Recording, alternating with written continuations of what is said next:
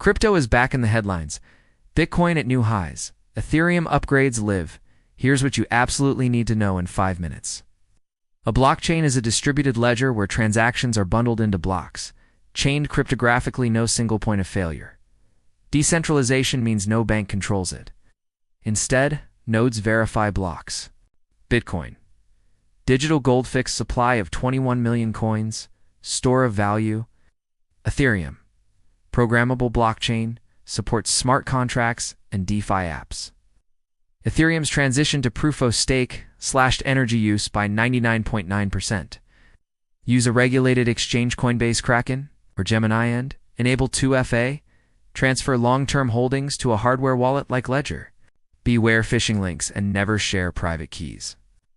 DeFi lets you lend or borrow crypto or an APEs of 5 to 15%, but smart contract hacks pose risks. Staking E. Lock coins to secure the network. Earn approximately 4% annual yield. Crypto is volatile. Expect 20 to 30% swings in weeks. Only invest what you can afford to lose. If you're ready to explore crypto responsibly, like, subscribe, and comment your biggest question below.